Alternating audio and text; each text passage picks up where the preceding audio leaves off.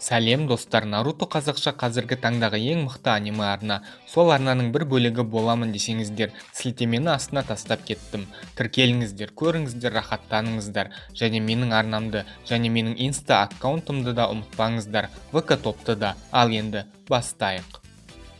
Оның алдындағы видеода мен топ Акацуки шинобилері жайлы айтқан болатынмын, бірақ ол видеода мен әр кейіпкерге кішкене ғана тоқталып өттім. Ал бүгін сіздерге кімді не үшін осындай орындарға қойғанымды толығырақ айтатын боламын. Бива Джузо тұмандық шиноби, ол Итачидің ең алғаш әріптесі және оның қабілеттері Забузаныкімен шамалас.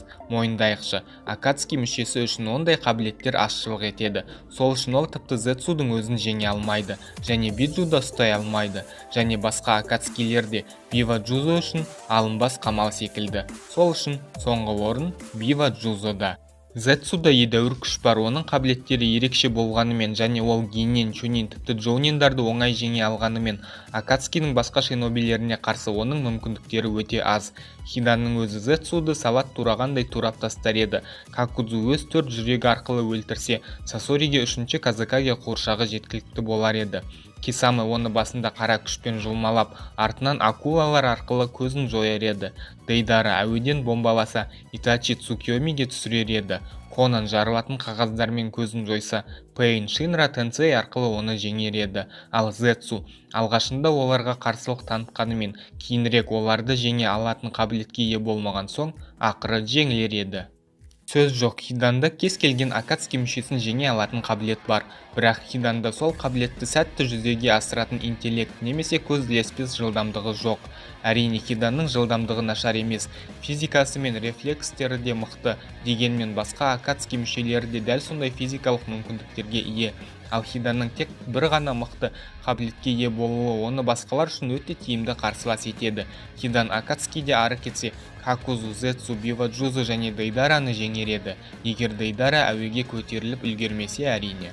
Ал әуеде тұрған Дейдара Хиданды фаршқа айналдырар еді. Көп адамдар Какузуды жоғары орындарға қояды, алайда мен ондай адамдардың тізімінен емеспін. Себебі Какузуда Кисамедегідей мықты ульта жоқ.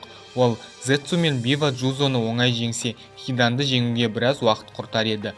Какузу үшін ең қызықты қарсылас ол Кисамы. Себебі Кисамының қабілеттері Какузудың қабілеттеріне ұқсайды. Мысалы, екеуінде де чакра жағынан еш проблема жоқ. Кисамы чакраны басқалардан жұтып алса, Какузудың 5 жүрегі оған жеткілікті чакра бере алады. Какузу Кисамеден жылдамырақ болса, Кисамы Какузудан қара күш жағынан басымдыққа ие. Кисамы табиғи шыдамды болса, Какузудың 5 жүрегі оған шаршаудың не екенін білдіртпейді. Екеуі де өз жарақаттарын емдей алады. Алайда, Кисамеде одан бөлек Самехадамен қосылу қабілеті бар, және оның денесі Какузудың денесіне қарағанда болаттай берік. Какузу Расен сюрикеннен қаза тапса, Кисамы Гайдың 7 қақпасынан соң тірі қалды, және Самехаданың көмегінсіз тірі қалды.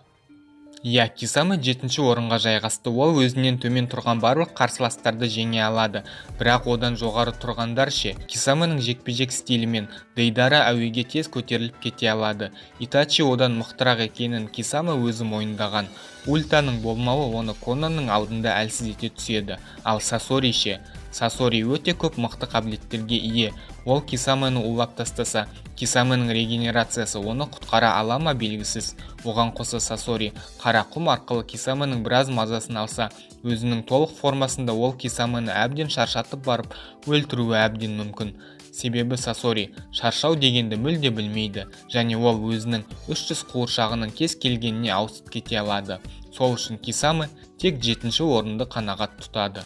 Мықты қабілеттердің көптігі мен физикалық мүмкіндіктер және Акацуки мүшелерінің уға қарсы тұра алмайтындығы Сасориді топтағы 6-шы орынға алып келді. Ал одан жоғары тұрғандарға Сасори не қарсы қоя алады? Конан ең басында ақ Сасориден мықты болған, және ол осы басымдылығын аниманың соңына дейін ұстап қалды. Себебі Сасори 600 миллиард жарылатын қағазға қарсы ешнәрсе жасай алмайды. Оған қоса Дейдараның C0 және C4 бомбаларына қарсы да Сасори мардымды ештеңе жасай алмас еді. Сол үшін тек 6-шы орын.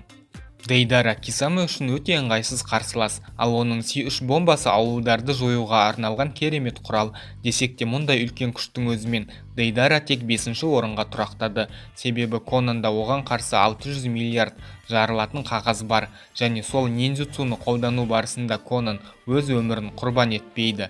Итачи мен Обито болса Дейдараны мықты генджутсуға түсіре алады, ал Пейн оны кем дегенде 3-4 түрлі тәсілмен өлтірер еді. Ал өзінен төмен тұрған шинобилерден тек Хидан ғана оған едәуір қарсылық тудырар еді.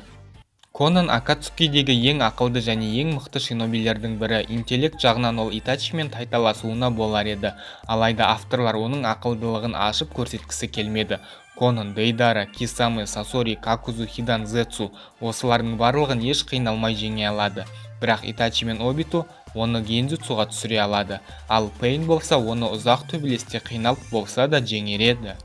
Итачи өзінен төмен тұрған кез келген шинобиді аса қиналмай жеңе алады, тіпті оның Обитоны жеңуге де күші жеткілікті. Бірақ неге? Онда мен Итачиді 2-ші орынға қоймадым, себебі Обитода басқа шарингандар бар, яғни Обито үшін бір көзін құрбан ете салу түк те емес. Ол тез арада тағы жаңа көзбен қайтып келіп, төбелесті ары қарай жалғастырып кете алады. Сол үшін Итачи 3-ші орыннан ары қарай көтеріле алмады. Ал Пейн болса өз Риннеган арқылы Итачидің көптеген техникаларын жоққа шығара алады. Мысалы, Риннеганға Цукьоми әсер етпейді, ал Аматерацу отын Пейн Шинра Тенсей арқылы ұшырып жіберсе, Сусаноны чакра жұтушы дене арқылы сорып алса болады.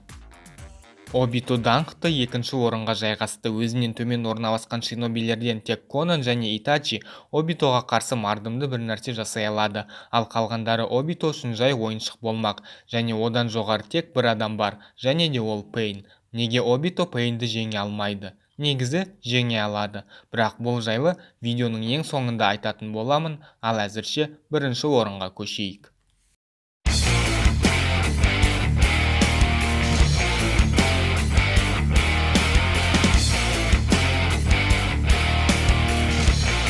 Пейн кез келген шиноби үшін ыңғайсыз қарсылас, өзінен төмен тұрған кез келген шинобиді жеңу ол үшін түкке де тұрмайды. Оның күші шынымен де таңғаларлықтай.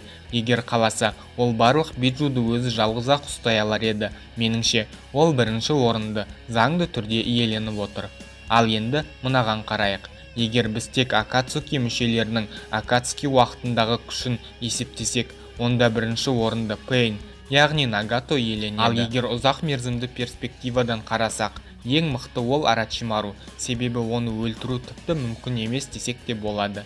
Себебі ол Барутодағы тірі қалған аз ғана Акацуки мүшелерінің бірі, және Арачимару Нарутоның 1-ші сезонның 220 сериясы бойы, Шиппуденнің 500 эпизоды бойы ешқандай жаңа күш алмады. Керісінше, оның қолдары болмаған соң ол өзін толық көрсете алмады, және шыны керек жаңа күшке Арачимару тіпті ұмтылмады да.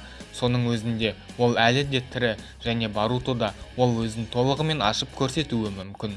Ал жалпы Акацукиде болған ең мықты шиноби кім десеңіздер, ол Обито, себебі Обито Жубиның Джинчурики ретінде шексіз күшке уақытша болса да ие болды.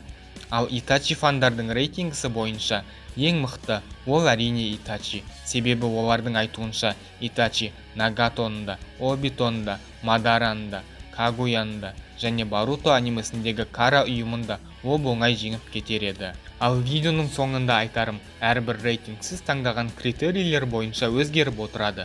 Критерийлер өзгерген сайын рейтингтегі ең мықты адам да өзгере береді. Кім қандай орында тұрғаны маңызды емес.